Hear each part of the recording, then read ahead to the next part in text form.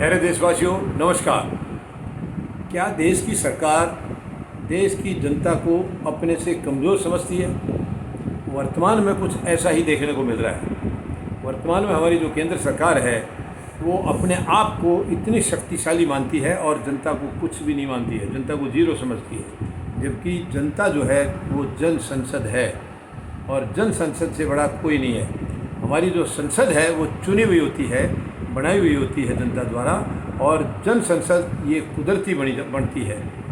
तो जो एक बार जन्म ले लेता है वो जन संसद का हिस्सेदार हो जाता है और जब तक जिंदा है जन संसद का वो मालिक रहेगा, उसका सदस्य रहेगा। जबकि संसद के विषय में ऐसा नहीं है। संसद को हम लोग बनाते हैं, लेकिन वर्तमान में जो सरकार है वो जनता की कोई परवाह नहीं कर रही है, जनता को समझती ही नहीं है, जन संसद को मानती नहीं है।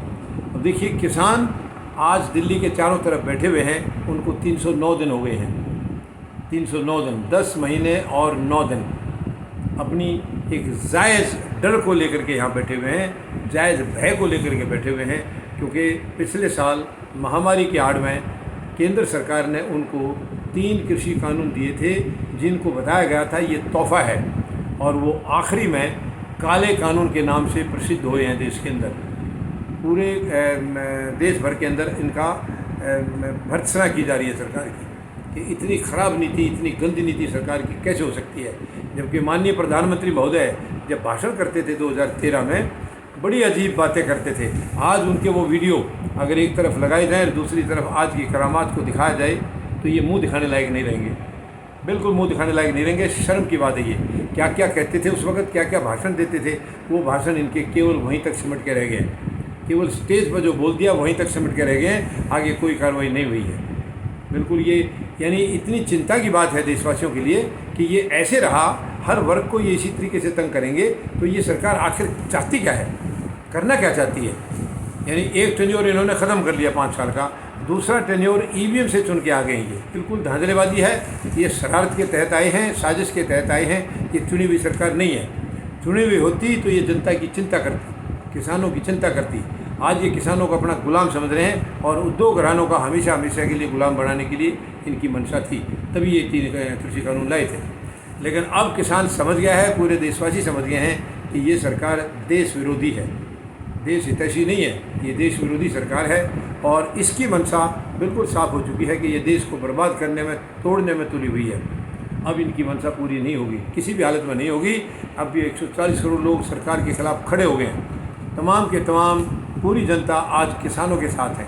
उन्हें मालूम है किसान कोई दिखावा नहीं कर रहा है, बल्कि वो जेन्युइन लड़ाई लड़ रहा है, और वो गरीब और मजदूर की लड़ाई लड़ रहा है। अपने से ज़्यादा उनकी लड़ाई लड़ रहा है, क्योंकि उनकी रोटी छिन जाएगी। जिस दिन ये 3 काले कानून हो जाएंगे, लागू हो जाएंगे, उस दिन गरीब और मजदूर की रोटी छिन जाएगी। उद्योग घरानों के हाथ में होगी वो रोटी, किसको खाने देना और किसको नहीं खाने देना। और इसी को बचाने के लिए किसान आज वहाँ पर खड़े हैं।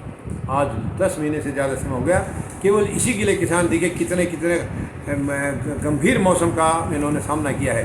कड़ाके की ठंड, कड़ाके की गर्मी, कड़ाके की बारिश, इतने सब हालातों का किसान में। हालांकि किसान के लिए नई बात नहीं है, किसान सारा जीवन इसी संघर्ष में जीता है। लेकिन यहाँ का जो संघर्ष है वो अलग है। यहाँ एक किसी मानसिकता के साथ लड़ाई है, एक नकारात्मक मानसिकता। यानी जो अंग्रेज़ जिनको शासन की बागडोर संभाल के गए हैं, आज वो काले अंग्रेज के नाम से जाने जा रहे हैं और उनसे भी कहीं ज़्यादा खतरनाक साबित हो रहे हैं। तो ये देशवासियों को अब इनसे संभलना होगा और इस सरकार को उखाड़ना होगा, वरना देश जितना बचा है वो भी नहीं रहेगा। ये बहुत ही दुख की बात है। तो 140 करोड़ लोग सब इकट्ठे आकर के इस सरकार को बाहर का रास्ता दिखाएं। धन्यवाद। जय जवान, जय किसान, जय हिंद।